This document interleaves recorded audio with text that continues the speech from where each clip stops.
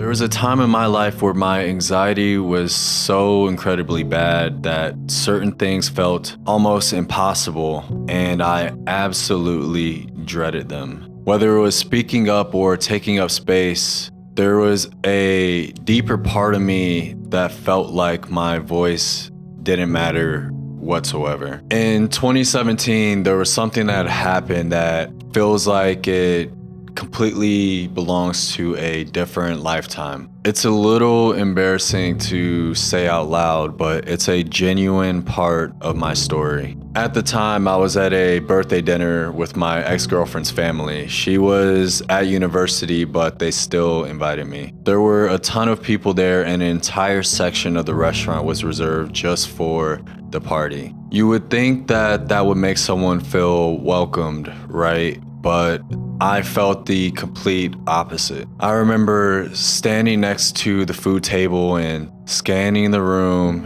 and I told myself, you should just grab a seat and relax. But most of the seats were already taken and most of the tables were already full. And then the thoughts began building. I was thinking, I feel so out of place. I probably look extremely awkward.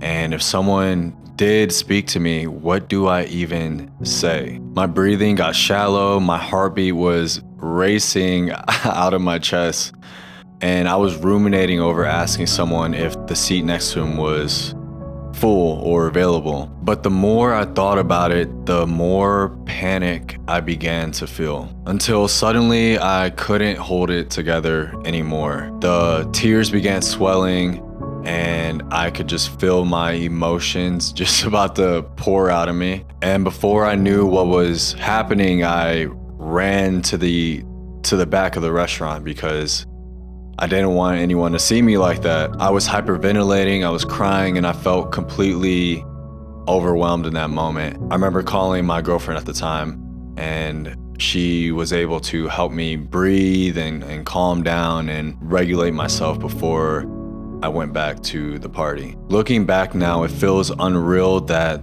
that was me, but it was. And there's a long story of how I got to that point to begin with. But today I want to focus on something else. I want to talk about how I overcame that chapter of my life, because I learned something through experience that most people with anxiety never get told, which is you can completely move way beyond that life experience. That it's actually possible to reshape who you are as a person, but it doesn't happen from wishful thinking. It happens when you start experimenting with how you see yourself and the world around you. In this video, I'm going to share 3 frameworks that completely changed everything for me. They weren't obvious at the time. In fact, they only became clear once I look back in hindsight, which is why I want to share them with you so you don't have to spend years of your life figuring them out the hard way like I did.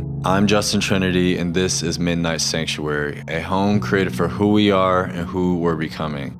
Now let's continue. To start things off, I want to begin with something simple before we become more abstract. At this point in my life, I didn't know what needed to be done exactly, but I knew that something needed to change. I needed to change, and change meant stepping outside of my comfort zone little by little. Looking back, it's pretty obvious that there was something I was missing, and that something was trust and confidence in myself. I needed to begin creating proof of small wins, to build evidence that I could follow through with things even if it felt uncomfortable at first. For example, something I began to do at this time was to come back out of isolation to reunite with my friends and meet new people at music festivals. I began rebuilding my ability to communicate with people through having fun and doing something that I absolutely love to do, which is dance and listen to good music. And that helped me to get outside of my head and back into my body. Essentially, what I was doing was a form of exposure therapy. I was teaching my mind and body that it was safe to do uncomfortable things, that it was safe to challenge myself, that it wasn't necessary to fixate on the uncertainties in life, that all I had to do was put one foot in front of the other. And over time, that shift allowed me to become more comfortable and grounded within myself, regardless of what was happening around me in my environment. So what could this look like for you? Maybe it means taking a class you were always interested in. Maybe it's completing something you started but never finished, or maybe it's saying yes to something you've been anxiously avoiding. Whatever you choose, I can't promise that it will be easy, but what I can promise is that eventually it does become easier. And there's a very good chance that you won't die, so why not try? Now, the idea of building evidence is great and all, but this alone isn't enough. It helped, but it didn't fully fix the problem. Because even though I was building confidence over time through these experiences, there was something deeper going on within my psyche that needed to be addressed. You see, every time I would do something uncomfortable, I would still fall back into the same pattern of questioning myself. The same self-doubt, the same fear that maybe I didn't belong, but then I realized something. It wasn't just that I lacked confidence. It was also that the way I saw myself was fundamentally distorted. It was like I've been looking through myself through a mirror that has been cracked for years. For most of my life. A mirror shaped by old fears, old beliefs, and old experiences that I allowed to define who I was. So even when things were going right, that mirror was still reflecting the old version of myself. Eventually, I realized that before I could truly change my life, I needed to shatter the mirror in a way that I was seeing myself. So if my life is a product of the ways I interpret reality, how do you begin seeing yourself outside the lens you've been using your entire life? Because if that mirror has been shaping how you see yourself, then everything you experience gets filtered through that. Doing things that felt uncomfortable were interpreted as dangerous, not because they actually were, but because the mirror is telling me they are. I was inherently projecting a distorted and limiting interpretation of objective reality. So then the question becomes, how do you break that mirror? For me, it started with a very simple shift. Instead of asking, why do I feel this way? I began asking, is the version of myself I'm seeing actually true? Because most of the time that answer was no.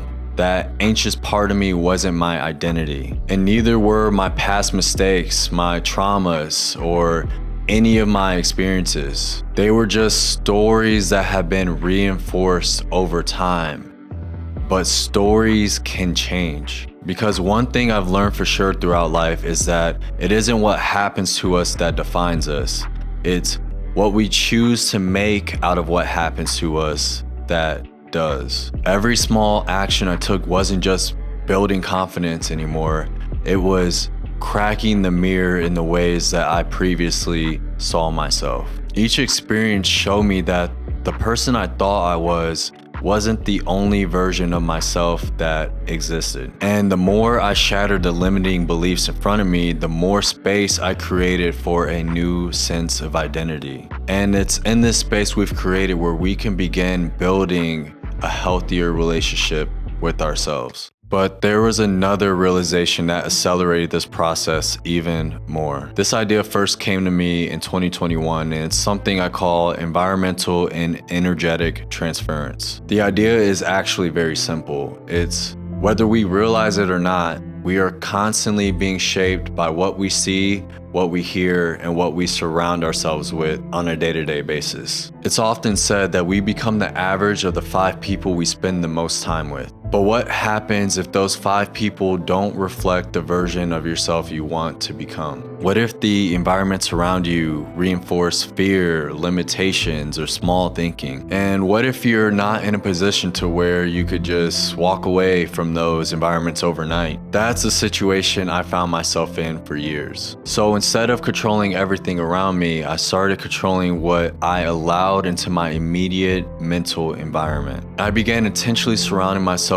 with ideas, art, and people who reflected the person I wanted to become. That meant books, podcasts, music, anime, YouTube channels. Aspirational people and powerful art became my new circle of influence. They challenged the way I thought. They helped me to see limiting beliefs I didn't realize were even there. And they reminded me that uncertainty isn't something to fear, it's something that naturally appears when you're growing. In a way, I was slowly rewriting how I saw myself and what I thought was possible. Because whether we realize it or not, the world around us is constantly influencing who we become. So I made a conscious decision. If I was going to be influenced anyway, I wanted those influences to support my growth. And that also meant learning something that was incredibly uncomfortable at the time, which was how to set boundaries, how to protect myself from negative mindsets and negative thinking, and how to distance myself from the victim mindsets that kept pulling me